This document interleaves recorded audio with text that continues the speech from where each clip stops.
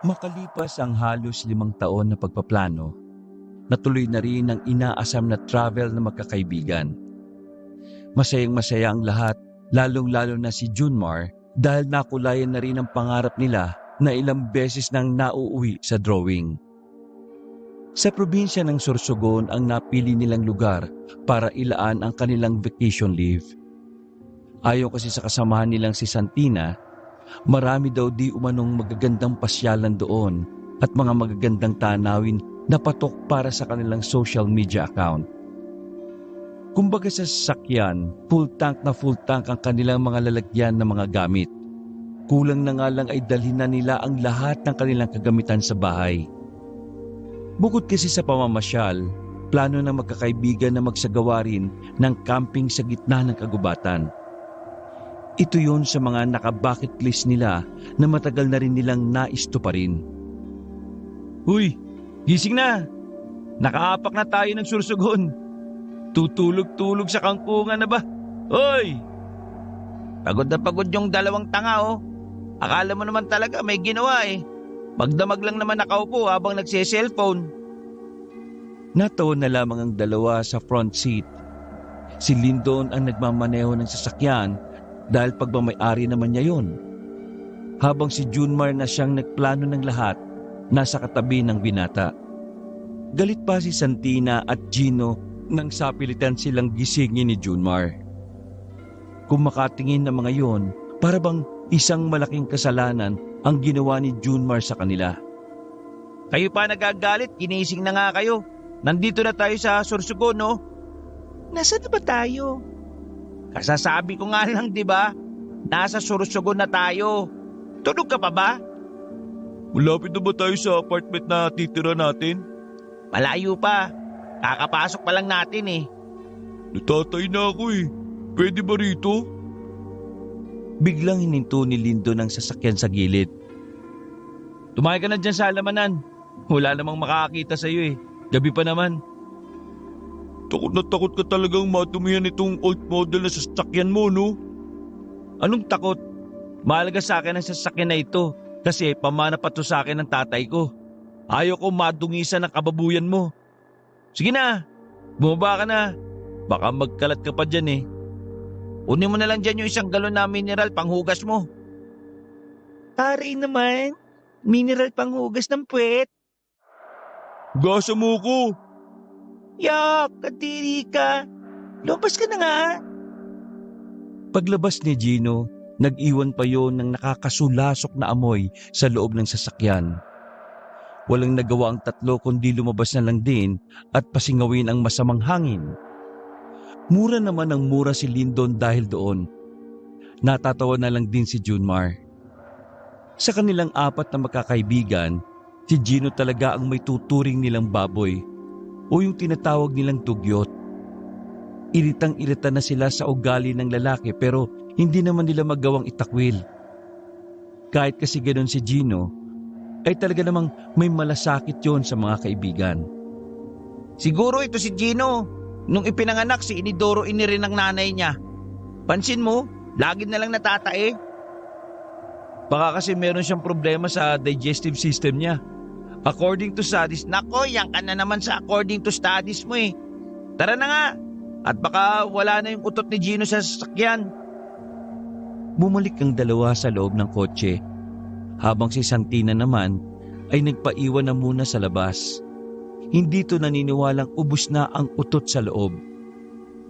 Tumagal na nga ng halos 7 minuto na hindi pa nakakabalik ang binatang si Gino. Nagtaka na ang magkakaibigan kung ano na ba ang nangyari sa kanilang kaibigan.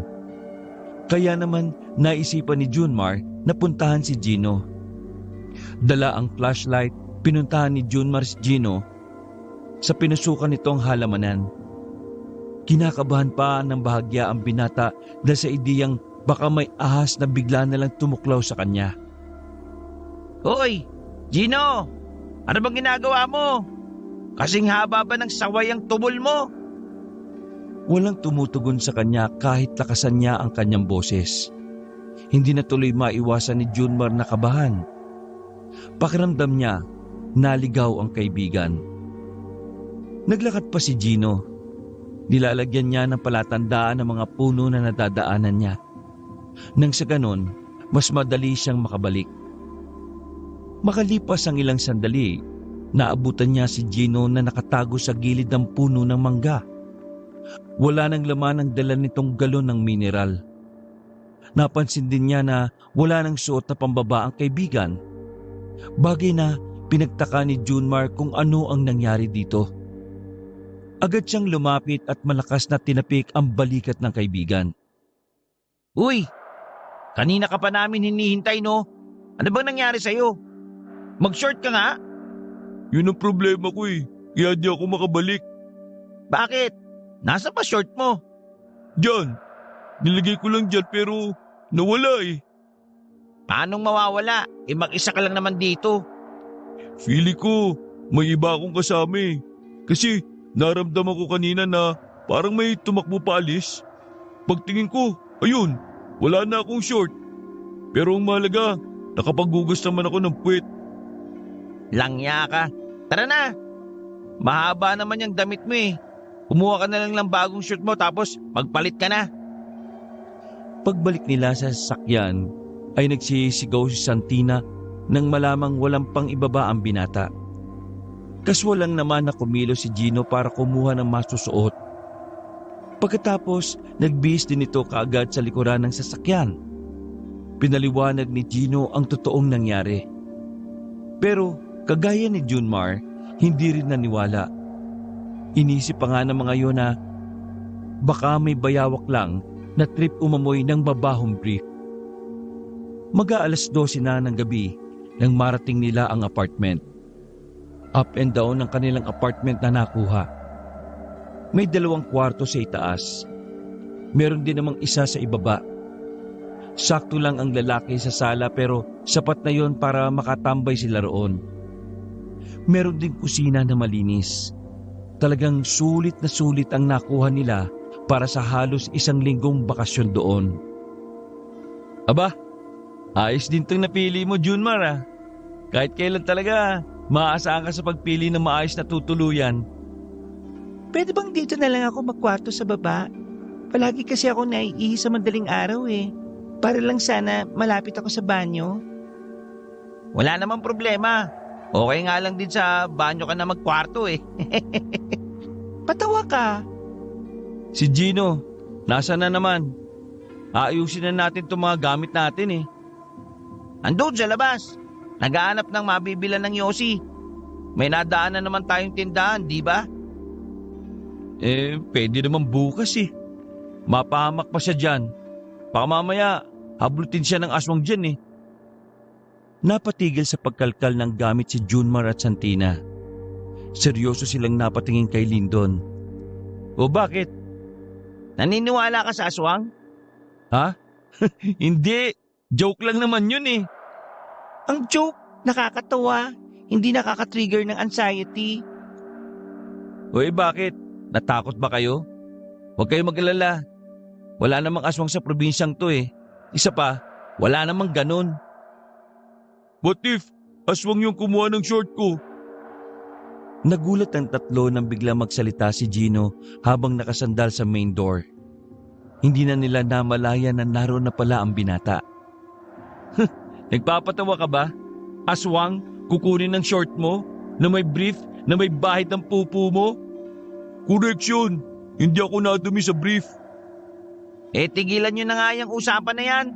Ang unahin natin, itong mga gamit natin. May cabinet sa taas. Malaki naman yun kaya kakasya naman ata tong mga damit nating 4 dun. Uy, wala yung sa akin no. Baka mamaya amoy-amoy niyo yung panty ko eh. Kapal naman pala ng mukha nitong kaibigan natin babae. Sige na, kilos na. Uy, wait! Ano na naman? Tingnan nyo, yung bata sa labas oh. Sandali pang napaisip si Lyndon at Junmar, habang si Santina naman ay nanatili lamang sa kinauupuan. Iniisip kasi ng dalaga na baka nananakot lang si Gino. Lumapit si Lyndon at Junmar para tingnan ang sinasabi ni Gino. Isang bata ang nasa labas ng kanilang gate. Nakasuot ang batang lalaki ng mahabang damit na parang katulad ng suot ng mga praile. Ang pagkakaiba lang, pangbata ang sukat ng kasuotan. May kung ano-ano ring burloloy ang nakasabit sa liig ng bata. May pulseras din yon sa magkabilang kamay. Oh, sino naman yung batang yan? 12:00 na, bakit may bata pa sa labas? Hindi ko rin alam. Basta kanina habang bumibili ako ng yosi, nakatingin yan sa akin eh. Parang may gusto siyang sabihin, pero dahil mukhang naninipa ako ng bata, hindi niya nagawa. Sinundan ka yata rito eh. O baka naman gustong humingi ng pagkain. Bigyan mo, Junmar. Baka mamaya may mangyari pa dyan ako. Madamay pa tayo. Agad na kumuha ng pagkain si Junmar sa kanilang dala. Dinampot niya ang tinapay na paborito niya ring kinakain at saka lumabas. Bata, pasensya ka na ha. Ito lang mabibigay ko. Nakabudget ang pagkain namin para sa... Hindi nyo alam kung anong lugar ang pinuntahan ninyo. Ha? Di ba nasa Sursogon kami? Ano nga baryo to? Kapag may mga taong bigla na lang nakikipagkaibigan sa inyo, iwasan nyo ha. At kapag may nagbibigay ng pagkain sa inyo, wag na wag nyong tatanggapin. Hindi kayo nakakasiguro kung anong meron sa mga pagkain na ibibigay nila eh. Teka bata, hindi kita maintindihan. Ano ba pinagsasabi mo? Kung makapagsalita ka, parang ang dami mo nang alam sa mundo ah. Isang malaking pagkakamali na nagpunta kayo rito. Nilalagay nyo lang ang buhay nyo sa panganib eh. Pero ito, tanggapin mo. Inilahad ng bata ang isang bilog na lalagyan na parang pamahid sa sakit ng katawan ng laman. Oh, ano to? Panghilot? Idampi ang isang daliri at ipahid sa palapulsuan tuwing lalabas kayo ng bahay ninyo. Natawa si Junmar. Natutuwa siya sa kung papaanong magsalita ang bata. Sa buong buhay kasi niya, yun ang unang pagkakataon na nakatagpo siya ng isang bata na tila mas mature pa kay Gino. Mag-iingat kayo palagi ha.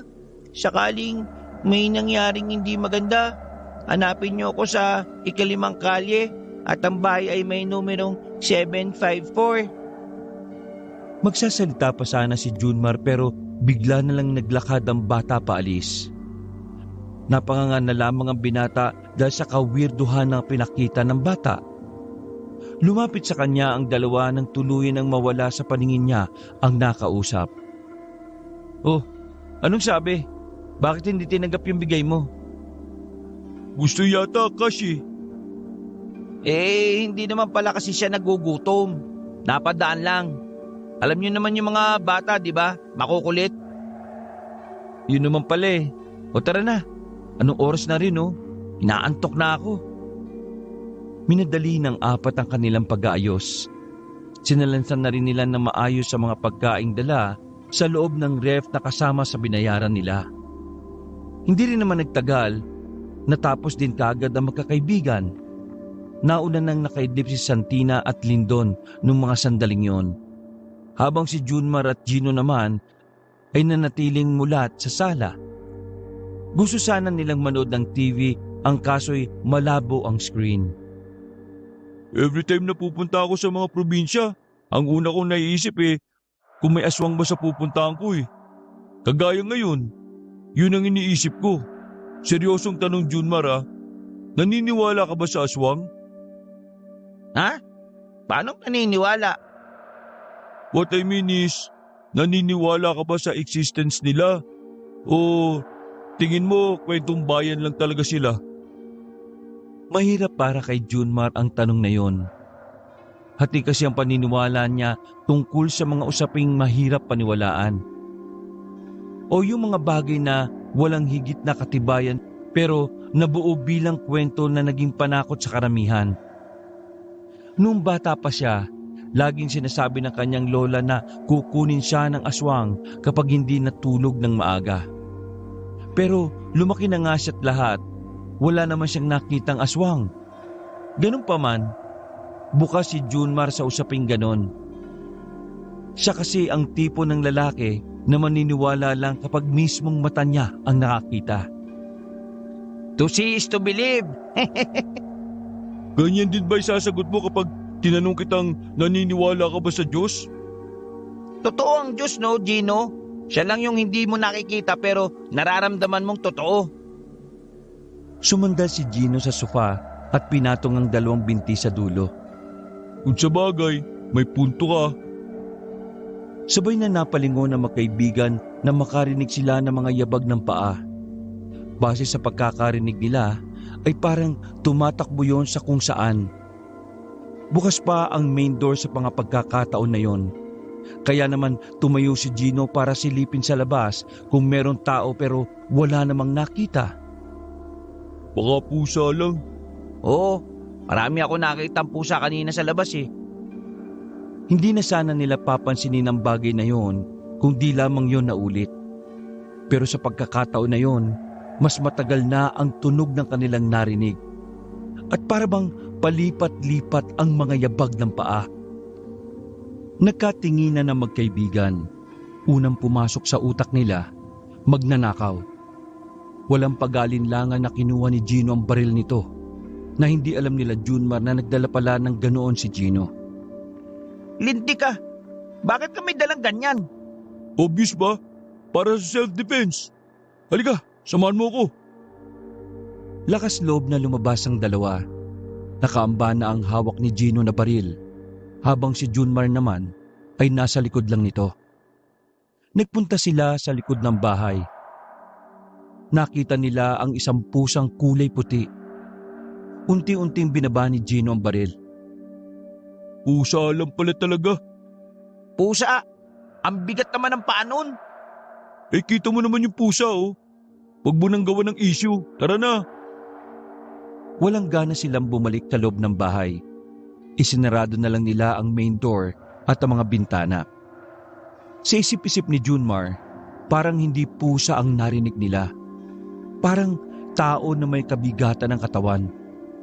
Pero ang ipinagtataka lang nila ay bakit wala naman silang nakitang tao roon. Napailing na lamang ang binata. Wala pang isang araw, ang dami na agad sumalpak sa utak niya. Una, ang nangyari sa short ni Gino. Pangalawa, ang batang kung ano-ano na lang ang sinasabi. At pangatlo, ay ang mabibigat na yabag na sinasabi ni Gino na gawa ng pusa. Hindi malaman ni Junmar kung anong iisipin niya. Pero para hindi magkaroon ng kakaibang mood ng kanilang bakasyon, mas pinili na lamang niyang hindi ibahagi sa mga kasama ang mga tumatakbo sa utak niya. Kinabukasan ng umaga, maagang nagising si Junmar, Lyndon at Santina. Naganda agad sila ng makakain para pumunta sa bundok na kanilang aakyatin. Ang pag-hiking kasi ang nasa una nilang bucket list. Ano? Hindi pa babangon yung isa ron? Ewan ko ba nung kay Gino? Masama daw ang pakiramdam eh. Pero parang tinatamad lang naman. Sumama yung pakiramdam kasi 3 na nga lang yung brief na wala pa sa gubat yung isa. So, tayo na lang. Maiwan siya rito. Mismo, ganun na nga mangyayari. Okay, sige. Paalam muna kayo ron. Sa labas lang ako. Nauna nang lumabas si Junmar. Sa hindi malamang dahilan, nakita na naman niya ang batang misteryoso na nasa tapat ng kanilang tinutuluyan. Dahil maliwanag na, mas nakita ni Junmar ng klaro ang mukha ng bata. May kakyutan ng bata pero hindi yun bumabagay sa pagiging seryoso nito. Kung makatingin sa kanya, para bang isa itong matanda na hinuhusgahan siya. Hindi na nakatiis si Junmar. Nilapitan niya ang bata sa kabilang kalsada. Uy, ikaw yung bata kagabi, di ba? Ano bang pangalan mo? Magit ang pangalan ko. Mula sa pangalan ng sinaunang manggagamot sa lugar na ito. Magit. Okay ah. Ganda. Ganda ng name. Saan kayo pupunta? Sama ka? Hindi ako nakikipagbiruan. Ang sungit ng batang to. Sabihin mo nga sa akin, bata ka pa talaga? Mas matanda ka pang mag-isip kaysa kay Gino eh. Sagutin mo ang tanong ko. Paano kung ayaw ko? Di bahala ka. Huwag kang magsisisi kapag may nangyaring masama sa inyo ha. Huwag ka nga magsalita ng ganyan. O na, sasabihin ko na. Ito naman, iksi ng pasensya. Aakyat kami ng bundok ngayong araw. Sa Alfonso? Oo, parang ganyan nga yung pangalan ng bundok. Huwag na kayo tumuloy. Bakit? Maganda naman ang panahon ah. Hindi panahon ang magiging problema nyo.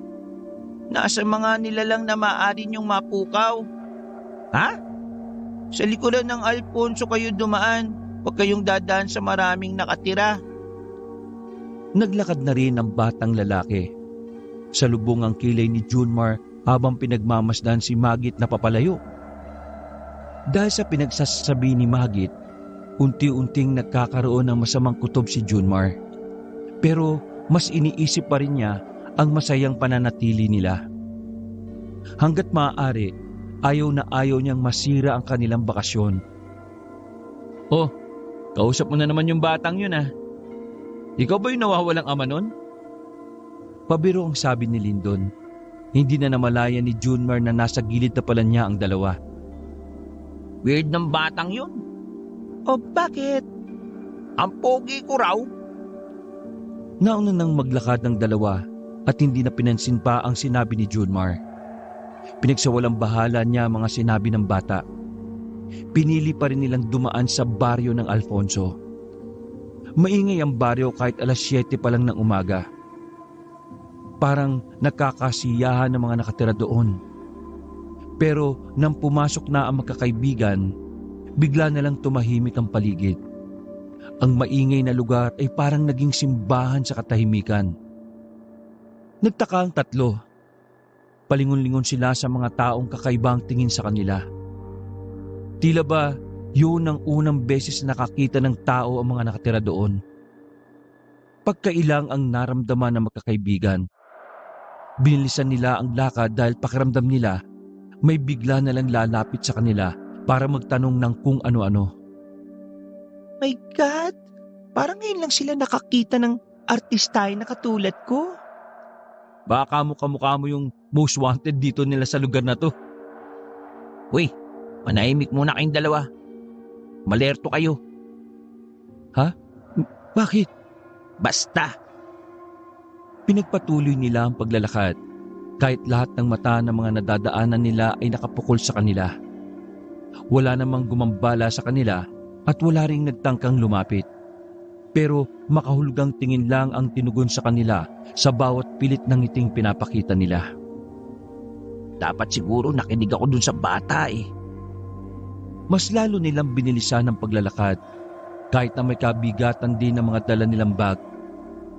Wala na silang pakialam sa mga tingin. Ang mahalaga ay malagpasan na nila ang baryong yon.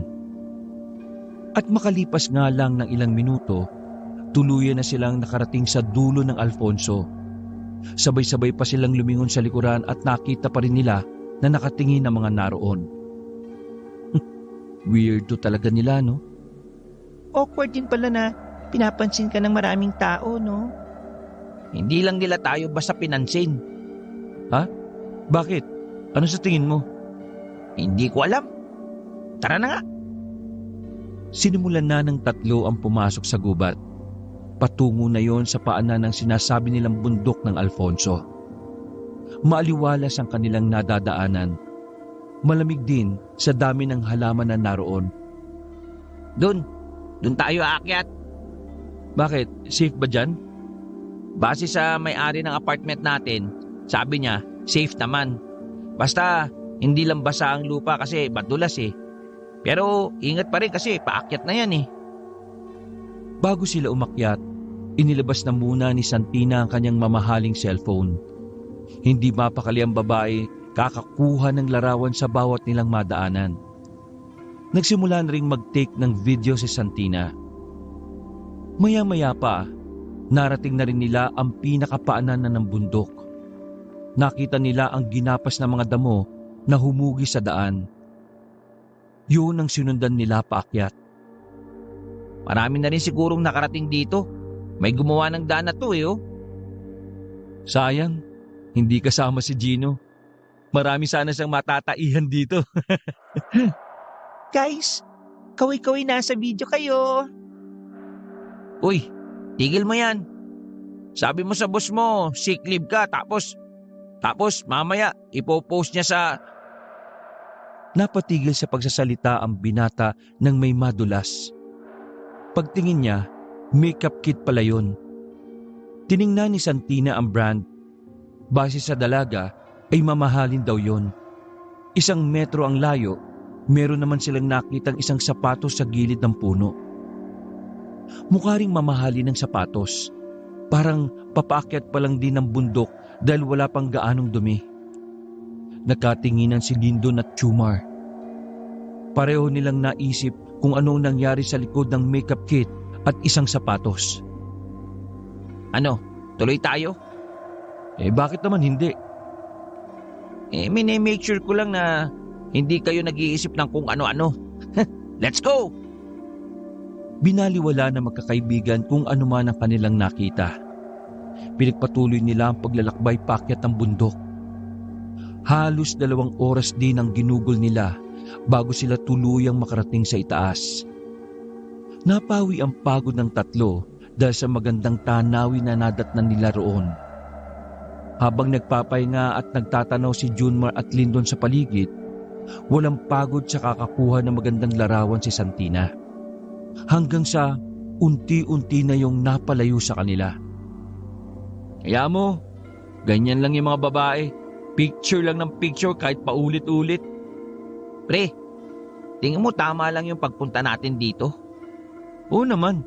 Bakit naman hindi? Di ba, kaya nga tayo nandito para makapag-relax. Hindi kasi talaga maganda yung feeling ko, pre. Alam mo yun, parang gusto ko na kaagad umuwi. Oh, bakit? May problema ka bang hindi sinasabi? Wala naman. Ang dami ko lang napapansin na strange sa lugar na ito eh. Diyos ko ka naman. Di wag mong pansinin. Focus tayo sa bakasyon, par. Pampihira. Ang daming taon na hindi natutuloy ito eh. Ngayon lang nakulayan yung drawing, gaganyan ka pa. Kalma. Walang cannibal sa Pilipinas, pre, kung yun ang iniisip mo. Tinapik siya ni Lindon sa balikat at saka natawa pa. Nakitawan na lamang din si Junmar. Halos 1 oras din silang nagpahinga sa taas ng bundok.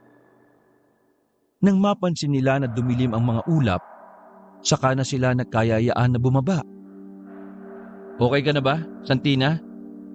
Ilang album na ba yan?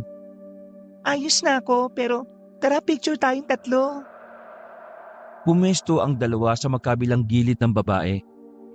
Pagtingin nila sa picture, may nakita silang isang lalaki na napasama sa larawan. Parang nakasilip ang lalaki sa likuran ng mababang puno. Pero nang tingnan nila yon, ay wala namang tao roon. Pasimpleng siniko ni Junmar si Lindon. Pabulong na lang itong nagsalita para hindi na marinig ng dalaga. Kagaya niyan. Ang weird, di ba? May lalaki sa picture pero ngayon biglang nawala. Tara, bilisan na lang nating umalis. Nauna nang naglakad si Junmar. Pababa na ang kanilang dadaanan. Kaya mabagal lang ang lakad nila. Tamang alalay lang sila kay Santina. Nang nasa kalagitnaan na sila ng bundok, naisipang magpahinga ng babae. Nakakaroon na raw kasi ito ng paltos. Umupo sila sa nakatumbang puno. Tiningnan pa ni Santina ang paa niya at meron nga itong paltos. Ano? Kaya mo pa ba maglakad? Kung hindi na iiwan ka na namin dito. Puputok na yata tong paltos ko eh. Asa na lang kita. Baka abutan tayo ng ulan eh. Nax, iba rin talaga ang padali ng kaibigan ko na yun ah. Tumingin na masama si Santina kay Lindon. Uy, isyo ka masyado. Ikaw ba wala kang malasakit sa kaibigan mo na hirap nang maglakad? Kung single ako, meron. Pero taken na ako kaya wala. Paano kaya tinitis ng jowa mo ang pagiging hindi mo gentleman, no? Ay nako, yaan mo na. Pumasang ka na. Huwag mo na lang yan pansinin. Umupo na si Junmar para ipasan sa likod ang dalaga. Pagpasan ni Santina, nakarinig sila ng malakas na hiyaw. Dinig na dinig yon sa buong kagubatan. Nag-e-echo pa yon ng ilang ulit.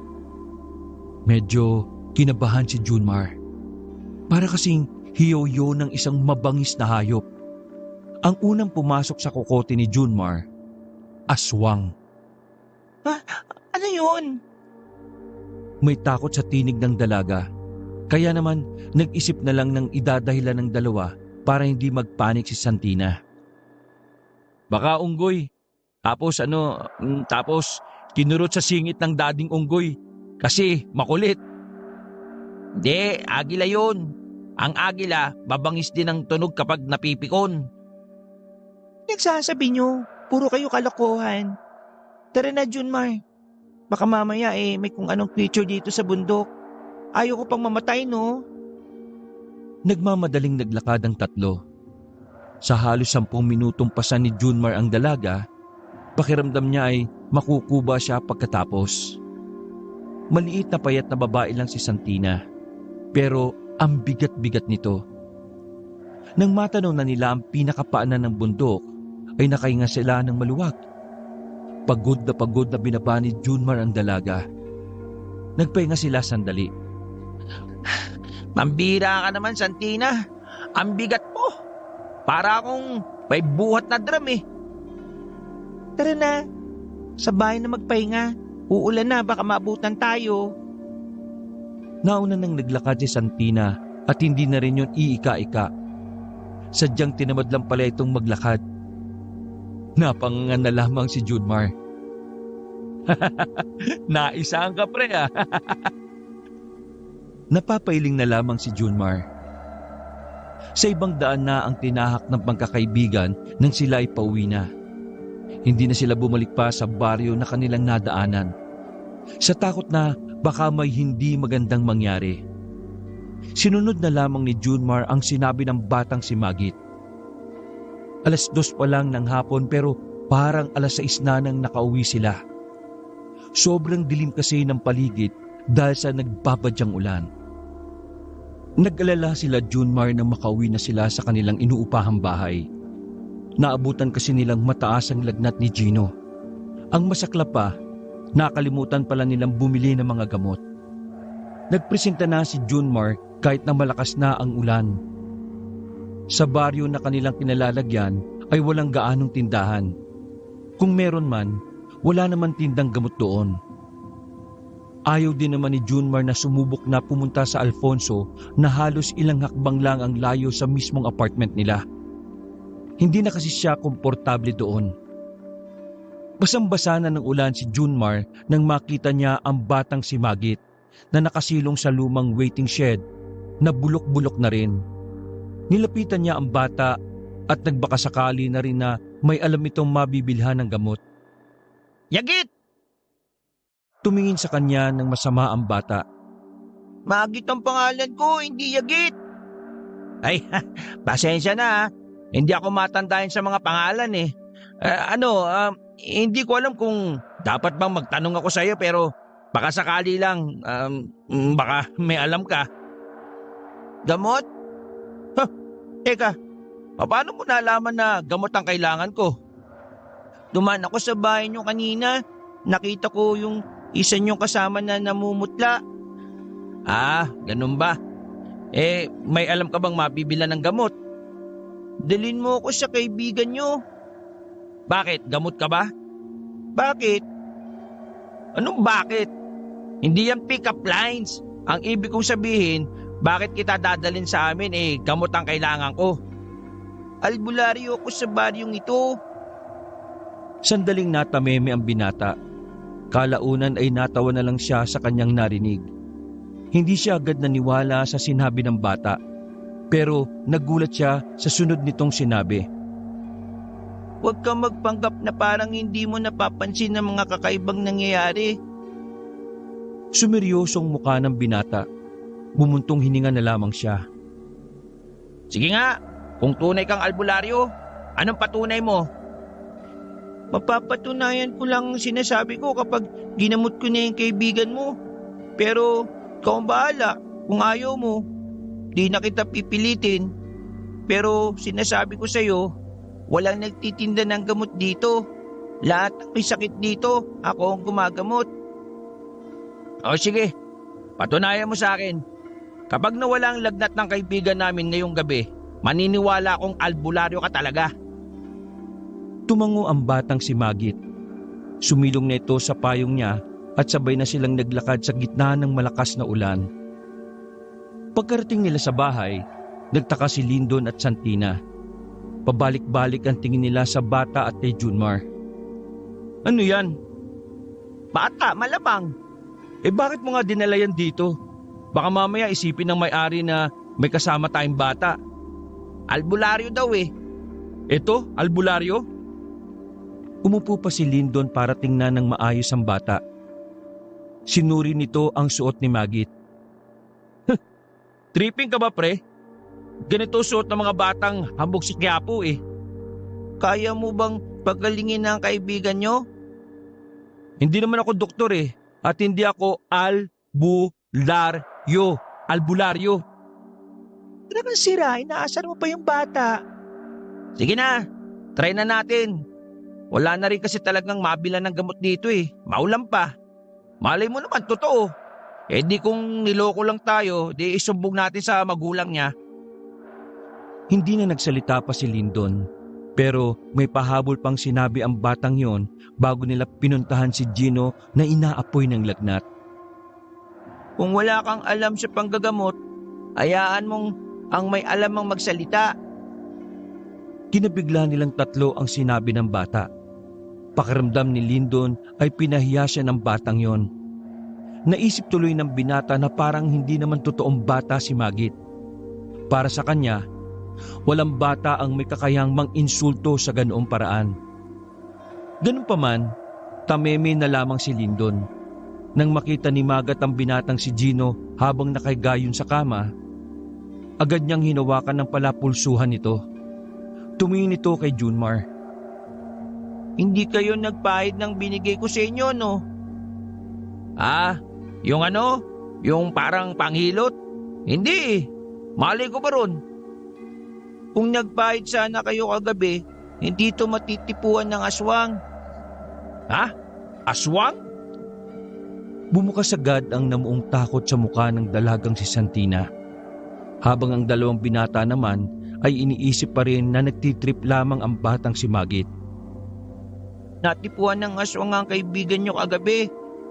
Masama sa tao kapag ang isang aswang ay may pagpapantaas siya.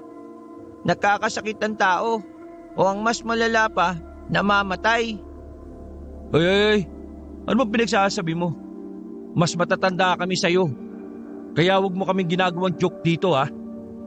Mali kayo ng pinuntahang bakasyunan eh. Hindi kayo dapat naniwala kay Aling Milda. Lulong sa sugal yun eh. Kaya kahit alam niyang delikado, pinapaupahan niya itong bahay niya. Wala kayong kalam-alam, nasa baryo na kayo ng mga aswang. Sa takot ay naisalpak na lamang ni Santina ang kanyang earphone at nagpatugtog ng malakas. Hindi pa man naniniwala pero nakakaramdam na rin ng matinding takot ang babae. Uy, tama na nga yan. Sobra-sobra na yung pagbibiro mo ah. Sige na, patunayan mo na sa akin na albularyo ka talaga. Kinuha ng batang si Magit ang malaking bag nito sa likod. Naglabas yun ng kung ano-anong gamit sa panggagamot. Hindi man nila aminin, baka sa kanilang muka na namamangha sila sa bata. Uy, ano yung gagawin mo? Nabahala si Junmar nang makitang may hawak na maliit na patalim si Magit. Kailangan ko ang dugo niya. Huwag kayong maglala, walang mangyayari sa kanya. Tinusok ng bata ang dulo ng daliri ni Gino. Pinatak nito ang dugo sa isang tela na kulay puti. Pagkatapos, nagsindi naman ang bata ng kandila. At doon sinunog nito ang telang may patak ng dugo. Makikisuyo ng isang basong suka na ihalo sa maligamgam na tubig. Kahit nagdududa ay sinunod pa rin ni Junmar ang utos ng bata. Pinunasan ni Magit ng malgamgam na may suka ang buong katawan ni Gino.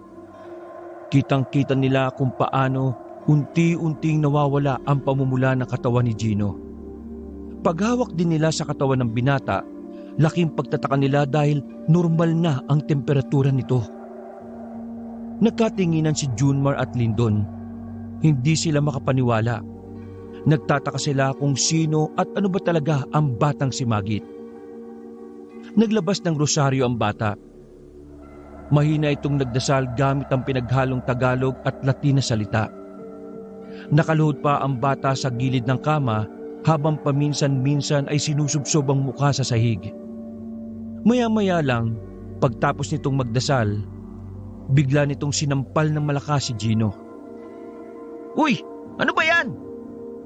Sa ginawang yun ng bata ay nagkaroon na ng malay ang lalaking si Gino. Pawis na pawis ito pero bumalik ang dating sigla. Nagtataka kung sino ang batang nasa gilid. Kaninong anak to? Pre, di ka maniniwala. Yan ang gumamot sa'yo. Tiningnan ng maigi ni Gino ang bata. Ikaw ba yung batang naririnig ko sa panaginip ko? Ako nga. Ang pangalan ko ay Magit. Ako ang pinakabatang albularyo sa probinsyang ito. Isa kang albularyo? Ikaw nga yun. Pero ano bang nangyari sa akin? Nung mag-isa akong nilalagnat dito, may naririnig akong boses ng babae. Nakakatakot yung boses. Tapos, noong nanaginip ako, may humahabol sa akin. Aswang daw. Oo, tama, aswang. Buti na lang dumating tong batang to eh. Ang ibig sabihin, totoong lahat ng sinasabi ng batang to? Tumingin sa kanila ng makahulugan ng bata. Habang naglilikpit ito ng gamit, muli itong nagbahagi ng mga dapat nilang malaman. Ang bahay na ito ay napapalibutan ng 2 baryo ng mga aswang. Ang Alfonso at ang baryo na kinatitirikan ng bahay na ito. Sa Alfonso, lahat ng naroon ay puro aswang. Dito sa baryong ito, karamihan dito ay tao. Pero may mga aswang pa rin. Dahil kanila ang baryong ito eh. Kung napapagitnaan nga kami ng 2 baryo ng aswang, edi nasa panganib pala ang buhay namin. Tama po. Pero hanggat hindi nyo nalalabag yung kasunduan ng mga tao at ng mga aswang, wala kayong dapat ipag-alala. Hindi nila kayo gagalawin. Ano ba yung kasunduan naman na yun ha? Magkakaroon ng kapayapaan dahil sa kasunduan sa pagitan ng mga albularyo at aswang. Walang masasaktan at mapapahamak na tao. Kung walang dadaan sa Alfonso, ganun din dito sa baryo. Walang masasaktan na aswang kung hindi sila mamamalagi dito. Lahat ng aswang na maaaktuhan namin dito sa baryo, pwede namin patayin. Kaya kahit na baryo nila ito, natatakot silang magpakita. Teka. Sabi mo bawal dumaan ng tao sa Alfonso. Ano pa mangyayari kung dadaan sa kanila? Ang sino mang tao na dadaan doon ay tinuturing na nilang pagmamay-ari nila. Ay gagi! O bakit? Dumaan ba kayo ron? Etong si Junmar doon kami dinaan kanina. Ihandaan nyo na ang sarili nyo dahil magmula sa gabing ito, hindi na nila kayo tatantanan. Hindi ko naman alam na seryoso pala tong batang to eh. Malay ko ba dyan? Oo, totoo nga ang aswang. Pero ano ngayon ang mangyayari sa amin? Mamamatay na ba kami? Akong bahala sa inyo. Tutulungan ko kayong makalis dito. Basta, ang kailangan nyo lang gawin ay sundin ang mga sasabihin ko. Alam nyo, kasalanan to nung may-ari ng apartment na to eh. Ang dami niyang sinabi na magagandang salita para lang mapapayag tayo. Kapahamakan pala yung nag-aabang sa atin. Kapag nakita ko yung matandang yun, nako, sasabunutan ko siya sa patilya niya. Natigil ang kanilang usapan nang biglang mapansin ni Lyndon na wala na si Santina sa silid na yon. Naalarma silang lahat, lalo na nang marinig nila ang doorbell sa labas. Dinukot naman ng batang si Magit ang isang botelya na may langis. Kita nilang kumukulo yun. Nandito na sila. Ha? Sinong sila? Ang mga aswang. Pampihira naman talaga oh. Sabay-sabay silang bumaba sa sala. Naabutan nila si Santina na nasa gilid ng nakasaradong pinto. Hindi makapagsalita. Sumisenyas lang na merong tao sa labas. Bakas ang takot sa mukha ng babae. Pasimpleng hinila ni Junmar si Santina palapit sa kanila. Habang ang bata namang si Magit, sinimulan ng kausapin ng mga nasa labas. Anong kailangan nyo? Nandiyan ka pala sa loob, Magit. Huwag mong sabihin na pinoprotektahan mo ang mga taong yan. Mampin, dayuhan ng mga ito eh. Wala silang alam sa patakaran o anumang napagkasunduan ng mga albularyo at aswang. Kaya hindi nyo sila pwedeng galawin. Bata, hindi mo yata naintindihan ang sinabi sa kasunduan eh. Ang sabi doon, kung sino mang tao ang mapapadaan sa baryo ng Alfonso ay pagmamay-ari na namin. Walang sinabi doon na hindi kasali sa kasunduan ng mga dayo. Mampin, wala rin sinabi sa kasunduan na pwede niyong kunin ang mga dayuhan na maliligaw sa baryo ninyo. Huwag mong ipilit ang gusto mo. Sandaling namayani ang katahimikan. Pero ramdam ng batang si Magit na nanggagalaiti na sa galit ang lalaki sa labas. Bata ba talaga yan? Bakit ganyan makipag-usap? Parang lolo ko lang eh. Ewan ko ba dyan? Kahit ako, di ako makapaniwala eh. Mga ilang sandali ay muling nagsalita ang lalaking si Pen. Bata, kung gusto mong manatiling buo ang kasunduan, huwag kang makialam dito. Eh kung ipipilit mo ang gusto mo, saka lang mawawasak ang kasunduan. Napatras sila Junmar nang biglang gumalaw ang doorknob. Indikasyon nyo na tinatangkang buksan nyo ni Pen. Sa oras na mabuksan mo ang pinto, ibig sabihin nun, gusto mo ulit magkaroon ng gulo sa pagitan ng mga aswang at albularyo. Ang tigas ng ulo mong bata ka eh. Hindi ka ba nakakaintindi na dumaan sila sa lugar namin kaya kami naririto? Umalis ka rito at hayaan mo sila para wala na tayong problema. Dahil kung hindi, mawawalan kami ng pakialam sa kasunduan. Aswang sa tao, tao sa aswang. Dinukot na ng batang albularyo ang kanyang maliit na punyal. Paalon ang disenyo ng punyal pero sobrang talim. Huwag mo akong mamaliitin porque bata lang ako. Nakakalimutan mo na yata na kahit maliit ako, magaling din akong lumaban sa mga aswang. Umangil ng malakas ang lalaki sa labas. Galit na galit ito dahil hindi nito nakuha ang gusto. Sinasagad mo ang pasensya ko, bata. Pero sige, gabi mo ngayon. Pero huwag kang umasa na mananatiling payapa ang dalawang baryo. Magsisisi ka! Pikon na umalis ang lalaki. Hindi man nakita nila Junmar ang anyo ng mga yon, nagtitindigan pa rin ang kanilang mga balahibo. Pakiramdam ng magkaibigan ng mga pagkakataon na yon, nagsisimula na ang kalbaryo ng kanilang buhay. Hindi ko kayo pwedeng isama sa amin dahil kapag nakita kayo ng iba pang aswang, mas lalong magiging komplikado ang lahat. Dito lang kayo. Babalik ako at kukuha ng mga pangontra. Sa ngayon, ipahid mo ang sinasabi ko sa palapulsuhan. Sabi ng bata kay Junmar. Nagmamadaling umalis ang batang albularyo kahit na malakas pa ang ulan. Hindi mapakali ang apat na magkakaibigan. Isang araw pa lang sila sa bakasyon, pero para silang isang taong kalbaryo na. Kakaiba ang takot na dulot nito sa kanila. Hindi nila maiwasang mag-isip ng kung ano-ano. Nawawala sila sa wisyo. Natataranta dahil anumang oras, pakiramdam nila ay kukunin na sila ng mga aswang. Ano nang gagawin natin ngayon? Ayoko pang ma-deads, ano ba? Kasalanan to ni Junmar eh. Ikaw ang nagkasikaso nito, dapat man lang inalam mo kung anong meron sa lugar na to. Tapos, idinaan mo pa kami sa baryo na yon. Ipapahamak mo talaga kami.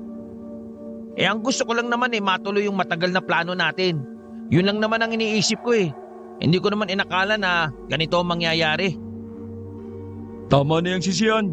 Walang mangyayari kung magtuturuan tayo kung sino may kasalanan. Actually, may hint na rin ako na baka may aswang dito sa Sursugun eh. Hinala ko kasi talaga aswang yung kumuha ng short ko. Ang maganda na lang nating gawin, mag-isip tayo ng paraan kung paano tayo makakalis dito. Hintayin natin yung batang albularyo. Diyos ko, bata lang yun.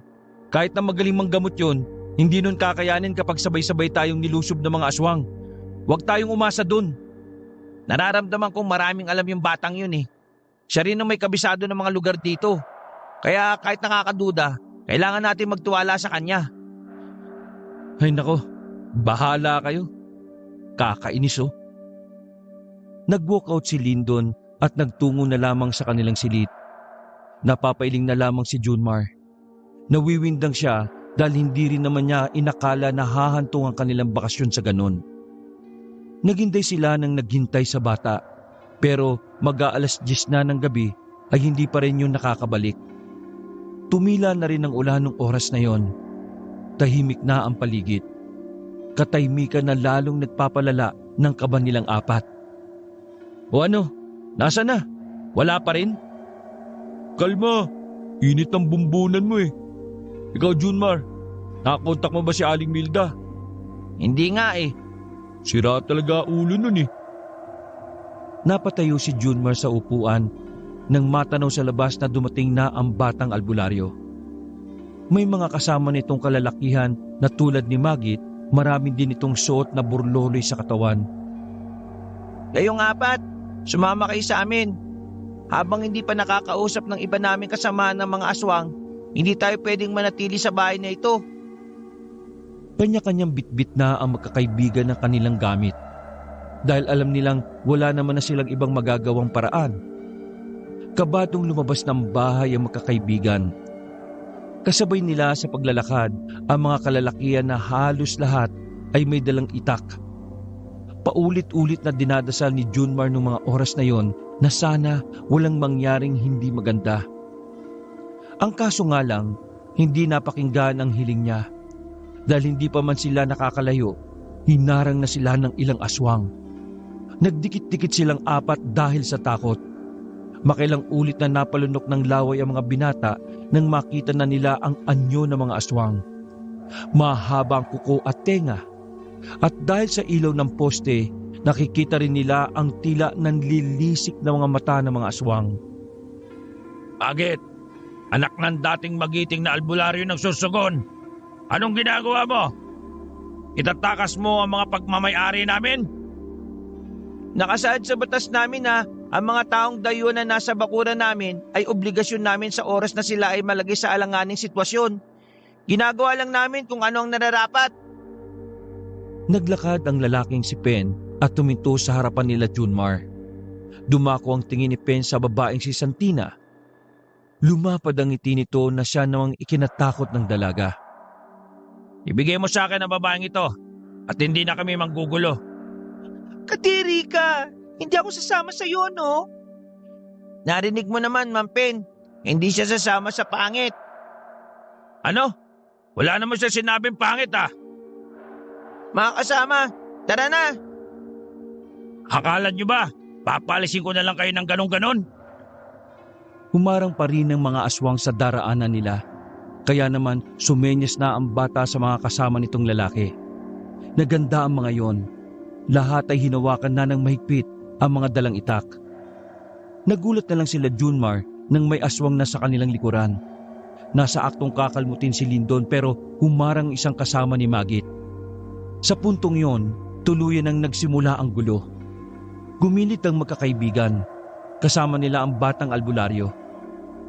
Nang may isang aswang na lumapit sa kanila, bigla na lang dinampot ng bata ang isang itak na nasa lapag. Tinaga ng bata ang aswang at tinamaan naman yon sa dibdib. Gulat na gulat sila Junmar sa ginawa ni Magit. Hindi nila inakala na ang ganong kaliit na bata na parang 10 taon pa lang ay kakayanin na nitong pumaslang ng isang mabangis na nilalang. Walang ya! Legit to, pre! Sumama na kayo sa akin, bilis!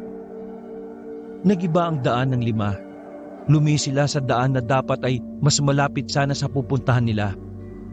Buong akala nila ay ligtas na sila sa panganib na dala ng mga aswang. Pero bigla na lamang silang hinarang ng lalaking si Pen na sa pagkakataon na yon ay nakakatakot na rin ang anyo.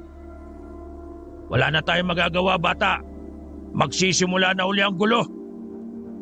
Sa likod na lang kayo. Uy, bata, sigurado ka bang lalabanan mo yung pangit na yan? Hoy, ikaw babae. Kanina ka pa ha? Pwede ba? Kung ayaw mo sa akin, manahimik ka na lang. Dahil ngayong gabi, mapapasa akin ka rin. Nagsimulang gumapang ng mabilis ang aswang na si Pen. Nang malapit na yun sa kanila, ay lumundag yun ng pagkataas-taas. Inamba naman ni Magit ang kanyang punyal. Nang makita yun ni Pen, tila nagkaroon yun ng pag-aalinlangan. Ano, takot ka na ba? Tumungtong ang aswang sa ibabaw ng poste. Teka, kung tumulong kaya tayo sa kanya, di ba kayo nahihiya mga pre? Nililigtas tayo ng bata oh. Ako nahiya. Naghihintay lang ako kung sino magyayaya eh. Ginusto niya yan eh. Ay nako, bahala kayo. Basta ako tutulong. Lumapit si Junmar sa bata. Dumampot ang binata ng bato sa gilid kahit na hindi niya alam kung may kwenta ba kung babatuhin niya ang aswang. Oy aswang, pwede ba? Hayaan mo na lang kami makalis. Dayo lang kami rito. Ikaw subukan mo dumayo sa Maynila nang hindi mabasag yung mukha mo. Aswang yung kinakausap mo, hindi tambay sa kanto. Umurong ka, atake na siya ulit oh. Mabilis na gumapang pababa ng poste ang aswang na si Pen. Sinubukan ni Junmar na batuhin ng aswang pero hindi naman tumama. Kaya naman pumorma na ang batang si Magit. Nang umatake na si Pen, umilag ang bata at pasimple nitong sinugatan ng punyal ang aswang. Sumubsob agad yon sa lupa. Pero agad din namang nakabangon. Magbabayaran mo ang ginawa mong ito, bata ka. Pinapangako ko sa'yo. Pasensya ka na, Mampin. Ginagawa ko lang ang nararapat. Susubukan pa sanang tumayo ng aswang na yon pero hindi na nito kinaya. Bigla na lang itong sumuka ng dugo. Pagkatapos ay sandaling nangisay at hindi na gumalaw pa. Teka, patay na yun? Anong ginawa mo? Mapanganib ang punyal na ito para sa mga aswang. Isang sugat, patay agad. Pambihira ka. Pinapabilib mo talaga ako eh. Akala ko nung una batang hamog ka lang eh. Ano pong batang hamog? Wala. Ang malaga, patay na ang aswang. O sige po, sumunod na kayo sa akin. Wala nang sumunod sa kanilang aswang nang mapatay na ni Magit si Pen. Dali-dali silang nagtungo sa lugar ng mga albularyo. Pagkarating nila roon, sinalubong agad sila ng ilang mga albularyo na parang naghihintay din sa kanilang pagdating. Agad silang inasikaso ng mga lalaki. Sa puntong yon, lumuwag ang paghinga ng magkakaibigan. Pero hindi nila magawang makampante dahil alam nila na mas lalong magagalit ang mga aswang dahil sa nangyari sa aswang na si Pen. Sa pagkakarinig kasi nila sa usapan ng ilang albularyo, may katungkulan ang aswang na yon. Dinala sila sa isang silid na yari sa semento. Karaniwang silid yun ng mga bisita na pumupunta roon. Hindi kayo aalis hanggat hindi ko sinasabi ha. Ipapahanda ko lang yung bangka na gagamitin nyo sa pag-alis. Teka, paano yung sasakyan ko? Iiwan ko yon? Sarkastiko ang pagkakasabi nito. Mamili ka, yung sasakyan mo o ang buhay ninyong apat. Sino ka ba ritong bata ka? Bakit kung makamando ka sa lahat parang... Ako ang pinuno ng mga albularyo rito. Sa murang edad, kabisado ko na ang lahat ng ginagawa ng dating magiting na albularyo na ama ko rin. Sa lugar na ito, desisyon ko ang mahalaga. Kaya kapag sinabi kong mas mahalaga ang buhay ninyo kaysa sa sasakyan mong lumang modelo, wala kang magagawa. Siniko ni Gino ang napipikon ng si Lindon. Aroy! Real talk! Naglakad na paalis ang bata. Naiwang nagmamaktol si Lindon. Hindi nito matanggap na may isang bata na kayang magsalita sa kanya ng ganon. Pre, mayos ka naman oh. Mas mukhang bata ka pa mag-isip kaysa dun sa batang albularyo na yun eh. Lindon please, kumalma ka. Gusto pa naming mabuhay no? Paano nga yung sasakyan ko? Ako nang bala ko mausap kay Magit kapag natapos na ang lahat ng ito. Ang dapat kasi nating isipin ngayon makaalis. Huminga ng malalim si Lyndon. Makilipas ang ilang sandali, naging kalmado na rin ang binata. Kahit na papaano ay naliliwanagan na ito sa mga nangyayari. Halos ilang oras na silang naghihintay, pero hanggang sa mga nakatulog na lamang sina Santina ay hindi pa rin bumabalik ang batang si Magit. Dahil sa inip, naisipan ni Junmar at Gino na lumabas ng silid na yon. Kahit madaling araw na, marami pa ring tao sa labas. Mga albularyo na may kanya-kanyang hawak na itak. Pwede kaya makahiram tayo ng itak? Parang gusto kong itry mang taga ng aswang eh. Ganto. Hoy, magtigil ka. Kaya ka ninanakawan ng short at brief eh. Hindi ka seryoso. Hindi tayo pwedeng magbiro sa ganitong kalagayan natin, no? Nasa iskinitang madilim ang dalawa. Hindi sila maaaring lumabas dahil tsak na pagagalitan sila ng mga albularyo. Pero tanong ko lang alam mo, sa ating apat, parang ikaw lang yung hindi kinakabahan eh. Anong meron? Hindi ko alam. Mula kasi nang magkalagnat ako, parang normal na lang sa akin ang aswang eh. Di kaya dahil sa natipuan ka ng aswang? Siguro. Ay, gagi. Si Magit oh. Bilis, bilis! Nagtulakan pa ang dalawa makabalik lamang sa kanilang silid para silang mga natatarantang daga. Pagpasok nila ng silid, ilang segundo lang ay pumasok na rin ang bata. Hindi pa tayo makakalis ngayon. Nakatanggap ako ng balita na sa kabilang isla may mga nag-aabang na ring aswang. Bukas o sa makalawa, pipilitin namin makalis na kayo. Uy, bata, matanong ko lang bakit mo to ginagawa? Kung tutuusin, dahil sa amin kaya nalagay din kayo sa panganib eh. Wala pa kayo, nasa panganib na ang buhay namin. Ang ginagawa namin pagtulong sa inyo ay nakalinya sa sinumpaan naming tungkulin bilang isang albularyo, kaya huwag kayong magtaka. Pero okay ka rin Amazing. Parang hindi ka talaga bata eh. Kahit naman siguro sinong bata, maagang tatanda kung maagang nawalan ng pamilya. Nakita nila ang kakaibang lungkot sa mukha ng batang si Magit. Dahil doon, naintindihan ni Junmar kung bakit sa murang edad, marami nang alam ang bata sa buhay at realidad. Bukas ng umaga, susubukan kong makaalis tayo. Mas magandang umalis ng maliwanag. Mahihina ang mga aswang kapag tirik ang araw eh. Sa ngayon, magpahinga na muna kayo. Tumango lang sila Junmar sa bata. Naglatag na lang sila ng banig sa sahig at sinubukang matulog. Pero sandali pa lang na nakakaidlip si Junmar, naramdaman niyang tila bumangon ang kaibigan na si Lyndon. Pagdilat niya, wala na nga ang kaibigan.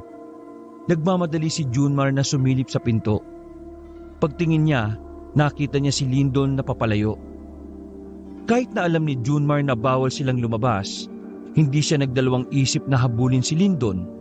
Nang maabutan ng kaibigan ay agad niya itong hinila. Pre, ano ka ba? Saan ka pa pupunta? Alam mo namang delikado eh. Kukunin ko yung sasakyan ko at yun ang gagamitin natin. Akala ko ba okay na tayo sa bagay na yan, pre? Mabato. Mahalaga sa akin ang sasakyan, pre. Bigay sa akin ni Airpat yun eh. Sana naiintindihan mo ko na may sentimental value sa akin yun. Pero pre naman, pwede ka mapahamak sa gagawin mo eh. Tumakbo na mabilis si Lyndon. Walang choice ang binatang si Junmar kundi ang habulin ng kaibigan. Sa kakahabol niya, hindi niya na napansin na napalayo na pala sila sa lugar ng mga albularyo. Napatago ang dalawa nang makita ang mga aswang na rumoronda-ronda sa daan. Todo tago sila sa gilid ng kawayan. Wala silang pakialam kahit na nilalamok sila roon. Makalipas lang ang halos 5 minuto, naramdaman nilang wala na ang mga yon. Sinasamantala na ni Junmar ang pagkakataon para hilahin pabalik si Lyndon. Pero masyadong matigas ang ulo ng binata. Hindi to papipigil kahit na ano ang gawin ni Junmar. Bakit ba ang kulit mo? Bumalik ka na doon. Babalik din ako kapag nakuha ko ni sasakyan. Ay nako, ang tigas naman ng bungo mo. Sasamahan na lang kita, buwisit ka. bibigay ka rin naman pala eh. Tara, bilis! Nagmamadaling naglakad ang dalawa. Pasimple sila sa daan at palingon-lingon pa. Noong mga sandaling yon, wala na silang nakakasalubong sa daan. Pero makailang beses pa nilang naririnig ang malalakas na hiyaw na sa palagay nila ay nagmumula sa katabing baryo na Alfonso. Ganun pa man, hindi nagpasindak ang dalawa sa mga naririnig nila. Buo ang kanilang loob na tinahak ang daan. Nang matanaw na nila ang sasakyan na nakaparada sa tapat ng gate, sinuyod muna nila ng tingin ng paligid. Nang masiguro na nilang wala namang aswang, mabilis nilang nilapitan ang sasakyan. Oh, nasaan ang susi? Kinapaka pa ni Lyndon sa bulsa. Pero naalala nitong naiwan pala niya ang susi sa loob ng bahay. Pumasok agad sila sa loob. Pagdating nila sa sala, rinig kagad nila na may tao sa kusina. Dahan-dahan silang naglakad. Kabado ang dalawa dahil ang akala nila aswang ang naroon. Pero ilang sandali lang nakita nila si Aling Milda na nagkakalkal sa loob ng ref. Nilalagay ng ginang ang lahat ng laman ng ref sa malaking plastik. Aling Milda, bakit nyo kinukuha yung mga pagkain namin? Nanlaki ang mga mata ni Milda. Hindi to makapaniwala na mahuhuli siya ng mga taong kanyang niloko. Ito eh. Bahay mo nga to at niloko mo ka. Ka, boses mo. Baka malaman ng mga aswang na nandito tayo. Hoy tanda, ibalik mo sa amin ang pera namin. Kung ayaw mong ipakain kita sa mga aswang, ibalik mo. Ha? Anong aswang? Nakadroga ba kayo? Aling Milda, alam na namin ang lahat. Sinabi na sa amin ng batang si Magit. Maraming aswang sa lugar na ito. Kahit mismong ikaw, hindi ka na tumira dito. Niloko mo kami. Ang sabi mo, payapang magbakasyon dito. Pasensya na. May sakit ang anak ko eh. Wala kang anak. Matandang dalaga ka, sabi ni Magit. Sugurol ka kasi kaya kinakaya mong manloko ng tao. Ibalik mo sa amin ang pera. Kasi kung hindi, ha? Nagulat ang dalawang binata nang biglang kumuha ng kutsilyo ang ginang at tinutok sa kanila. Sige, kung hindi niyo ako padadaanin, mauuna kayo sa heaven. Napilitang umatras ang dalawa. Dahan-dahan namang umabante ang ginang, dala-dala ang mga kinuha niya sa ref. Ito yata nakadroga eh. Sige, subukan niya sumunod. Tutusok ko sa inyo to. Nanatiling nakatayo ang dalawa sa sala. Hinayaan na lamang nila na makaalis ang ginang kaysa naman masaktan pa sila nito. Nang papalabas na si Aling Milda, nagulat silang dalawa nang makitang hinablot ng aswang na may pakpak ang ginang. Mabilis na umupo ang dalawa at nagtago sa likuran ng sofa. Sobrang bilis ng tibok ng kanilang puso. Nagtitindigan din ang kanilang mga balahibo. Gagi pre, Karma yun. kailangan na natin makuha yung susi sa itaas. Bilisan natin. Mabilis na gumapang ang dalawa patungo sa hagdan. Saka lamang sila nakatayo nang umakyat na sila pataas. Hinanap nila ang susi sa kwarto. Sa pagkakaalala kasi ni Lyndon ay ipinatong niya lang yon sa ibabaw ng lamesa na nasa gilid ng kama. Pero wala na roon ang susi. Halos mabuang-buang na silang dalawa sa pag-iisip kung nasaan napunta ang susi na yon. Sigurado ka ba na dito mo nailagay? Oo, dito lang. Diyan ko lang nilalapag yun kapag bago ako matulog. Pero bakit wala dito? Isipin mong mabuti. Baka naman nailagay mo sa iba. Pumikit si Lyndon ng matagal habang nakaupo sa kama. Pagdilat nito ng mata ay naalala na nito kung nasaan ang susi. Kinapa ni Lyndon ang bulsa sa likuran ng maong. Lintik ka naman. Nandyan lang pala sa'yo. Nagganap-hanap pa tayo rito. Makakalimutin na ako eh. O tara na. Lalabas na sana sila ng pinto nang biglang nasa gate na ang batang si Magit. May hawak na pana at naghihintay sa kanilang dalawa. Ikamamatay niyo yung ginagawa niyo eh. Ang sabi ko, Dadaldal ka pa, halika na. Binitbit ni Lyndon ng bata papasok ng sasakyan. Pag-start niya ng kotse, biglang may humarang na aswang sa harapan nila. Naglalaway ng kulay itim na likido ang aswang na yon. Hawakan mo ako sa bewang! Sinunod ni Junmar ang gusto ng bata. Bumunot ng palaso ang bata at pinatamaan ng aswang sa ulo. Bagsak agad ang aswang, pero hindi doon natapos ang lahat. Dahil matapos bumagsak ang aswang na yon, bigla namang naglitawan ang mga gumagapang na aswang mula pa sa Alfonso. O diba, tama lang na ngayon tayo umalis. Lulusob na sila oh. Mag-ingat ka sa pagmamaneho! Patras silang umandar no mga sandaling yon, habang si Magit naman ay tinitira pa rin ng mga palaso ang mga aswang na gumagapang palapit sa kanila. Biglang kinabig ni Lindo ng sasakyan. Muntik pang mahulog ang batang si Magit. Mabuti na lamang ay nahawakan yun ni Junmar sa damit. Pinaharurot ni Lindo ng sasakyan kaya ilang sandali lang ay nakarating na rin sila. Mabilis nilang ipinasok ang sasakyan sa baryo. Sumenyos lang si Magit sa mga bantay kaya nakapasok sila kagad. Gisingin nyo na yung dalawa nyong kasama habang inaharang pa sila ng mga bantay. Hindi na nagsayang ng segundo si Junmar. Binalikan niya ang dalawa sa kanilang silid. Pinagsasampal niya si Gino para mas madali itong magising. Inututan niya naman si Santina kaya napabangon kagad. Parehong tulog mantika kasi ang dalawang yon. Alis na tayo ngayon! Ha? Akala ko ba mamayang umaga pa? Bilis na, nasa labas na ang sasakyan!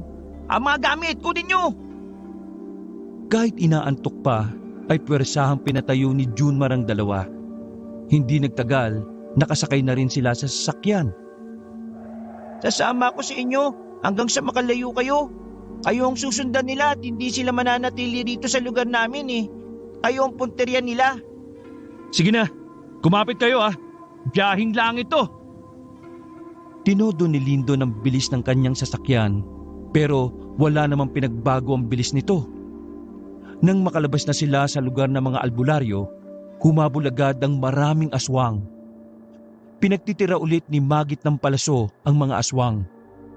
Marami itong natatamaan dahil may kahusayan din yon sa pag-asinta. Bata, sasabayan kita, pero mas maganda ang sa akin. Nilabas ni Gino ang baril na nasa bag niya. Binuksan niya ang salamin at saka pinagbababaril ang mga humahabol sa kanila. Langya, bakit may baril yung mokong na yan? Ewan ko, atay niya yata si Cardo eh.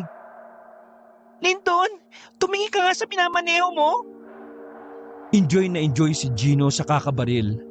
Nagulat pa nga lalo si Lindon nang masilip na nagpalit na ng magasin si Gino. Habang si Junmar naman, ngalay na sa pag-aalalay sa batang si Magit. Saka lang ito nakapagpahinga nang maubos na ang dala nitong palaso. Walang ya, parang hindi naman sila nauubos eh. Sabihin mo nga sa akin, Magit, dumadami ba sila kapag namamatay? Paano mauubos? Eh hindi naman nakakatama yung kaibigan nyo. Napailing na lang si Junmar. Kinakabahan na talaga siya ng sobra. Wala nang palaso si Magit. Hindi rin makatakbo ng sobrang bilis ng sasakyan dahil bukod sa malubak, wala na talagang ibibilis yun. Dito na ba tayo mamamatay, guys? Kasi kung oo, ibablog ko na ito. Napatili si Santina nang may aswang na lumundag malapit sa salamin niya. Pero agad yung binaril ni Gino. At sa unang pagkakataon, nakatama rin ang binata. Bullseye! Pulsay ka pa dyan eh, parang nadaplisan mo lang. Iniliko ni Lindo ng sasakyan sa kaliwang kanto. Sa pagkakataon na yon, mas lumapit na sa kanila ang mga aswang na yon. Sa kamalas-malasan pa, naubusan na rin ng bala si Gino. 2 magasin ng balang inubos mo, isa lang ang tinamaan mo? Grabe, nagsayang ka lang ng bala eh. Eh kesa naman sa'yo ko patamain, di ba? Iliko mo sa kaliwa. Huwag mo ko utusan. Pre, sumunod ka na lang. Kabisado ni Magit ang pasikot-sikot dito. Niliko nga ni Lindon ang sasakyan. Pero nawalan sila ng pag-asa nang makitang may mga aswang na ring naghihintay sa daan na yon. Banggain mo na lang. Hinarurot ni Lindon ang sasakyan. Binundol niya ang mga aswang na nagtatangkang harangin sila. Dahil sa ginawa ni Lindon, nawalan siya ng kontrol sa manibela. Gumewang-gewang sila hanggang sa sumadsad na nga sila sa gilid at kalaunan ay kusang tumigil. Ayaw nang umandar ng sasakyan kahit na anong gawing pag-start ni Lindon. Ay, malas naman talaga oh. Sabi mo kasi banggain ko eh. Bumaba si Magit ng sasakyan at dinukot na nito ang punyal. Cute ng punyal mo. Haabot mo sa bituka yan? Hindi yung pinansin ni Magit. Nakatuon lang ang bata sa mga aswang na paparating. Bumaba dito ang gusto kong samahan sa laban. Kung ayaw nyo, wala akong magagawa. Nagsibabaan ng tatlong lalaki. May mga kinuwang tubo yung sa likuran ng sasakyan. Tutulungan ka namin. Tingin mo sa amin, mahina? Nagyabang pa si Lindon pero ito naman ang unang nanghina ang tuhod nang dumating na ang mga aswang. Handa! Laban! Sumugod ang mga aswang sa kanilang apat. Si Magit lang talaga ang may kwenta sa pakikipaglaban. Bawat matamaan ni Magit ng punyal ay agad na bumabagsak. Dahil din sa maliit itong bata, di hamak na maliksi ang galawan niya. Kaya naman nakatulong yon para madaling makailag at para mas madaling makaatake. Ilu-ilo kang tukmul ka! Pinagpapapalo ni Gino ang isang aswang sa ulo, habang si Lindon naman ay puro lang amba. Si Junmar naman ay nagtamo na ng sugat ng makalmot ng isang aswang. Nang makita nila si Magit na lumalaban sa mga aswang sa murang edad, nakaramdam sila ng insulto sa pagkatao nila. Hindi nila matanggap na isang bata ang nagliligtas sa kanila. Kaya naman lumakas ang loob ng tatlo. Sinabayan nila si Magit hanggang sa unti-unting dumistansya ang mga aswang. Akala nila ay aatras na ang mga aswang. Magiging kampante na sana sila. Pero may mga dumating pang ibang aswang. Ang iba pa nga sa mga yon ay may dalang tricycle. Pero ang iba naman ay gumagapang na parang gagamba. Game over na to, pre. Wala na. Hinila ni Junmar ang batang si Magit nang makitang sugatan na yon. Lupaypay na ang bata. Nawalan na rin yun ng malay dahil sa dami ng sugat na tinamo. Susuko na sana sila sa mga aswang nang biglang inatake ng mga bagong dating na aswang ang mga aswang na kinakalaban nila. Nagtataka sila habang nasa gilid. Uy! Kamukha mo yung babaeng aswang na nasa panaginip ko ah. Ikaw ba yung natipuan ako kaya ako nilagnat? Tanong ni Gino sa isang babaeng aswang na tumulong sa kanila. Ngumiti lang ang babae sa kanya at kinalaban na rin ang mga naroon. Pinagamit sa kanila ng mga mabubuting aswang ang tricycle. Nagkasya silang 5 roon. Pinaharurot ni Lindon ang tricycle. Nadaanan natin yung ospital nung bago tayo mapunta dito, di ba? Dali natin doon si Magit, bilis! Kulang na lang ay lumipad na sila. Wala pang 5 minuto ay nakarating na rin sila sa ospital. Inasikaso sila agad ng mga nurse. Pinasok sa emergency room ang bata. Kahit na hindi naman nila kaano-ano yon, ay labis pa rin ang kanilang pag-aalala. Dahil sa kabila ng lahat, ang batang yon ang nagtanggol sa kanila hanggang sa pinakaalanganing kalagayan. Inabot na sila ng umaga. Sinabi ng doktor sa kanila na nasa maayos ng kalagayan si Magit. Dumating din naman ang ibang albularyo nang malaman ang nangyari sa bata. Dahil sa lumalalang gulo sa baryo, pinayuhan sila ni Magit na umalis na ng Sursogon. Dahil hinding-hindi sila titigilan ng mga aswang hanggat hindi sila nakukuha. Laking pasasalamat din nila sa mga mabubuting aswang na tumulong sa kanila. Kundi dahil sa mga yon, baka nagkalat na sa kalsada ang mga laman loob nila. Hindi na muna sila umuwi ng Maynila dahil sa pag-aalala kay Magit. Nag-iwan si Junmar ng cellphone sa bata para sakaling manalo sila sa kaguluhan ay mas madaling malalaman ng lalaki. Ilang araw din silang umupa ng bahay sa bayan. Sa kanilang paghihintay, nagpadala ng mensahe ang batang si Magit. Isang mabuting balita ang kanilang natanggap. dahil ang mga aswang sa Alfonso'y tuluyan ng natalo. Nakahinga ng maluwag ang magkakaibigan. Saka lang sila nagkaroon ng lakas ng loob para makabalik doon. Nang sa ganun ay makapagpasalamat ng personal sa batang albularyo. Magit, maraming salamat sa inyo lalo na sa'yo. Napakahusay mo Utang namin ang buhay namin sa'yo.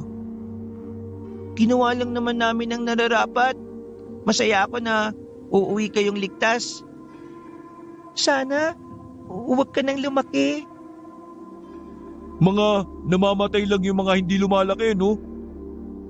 Bata, pasensya na sa pagiging mainitin ng ulo ko Hindi bale. Bigay mo sa akin ang address mo rito. Padadalang kita ng maraming brief. Nagtawanan na lamang sila nung mga sandaling yon. Sa unang pagkakataon, nakita nilang nakangiti ang batang albularyo. Sa mga nangyari, hindi inakala na magkakaibigan na magiging parte ng kanilang buhay ang batang si Magit.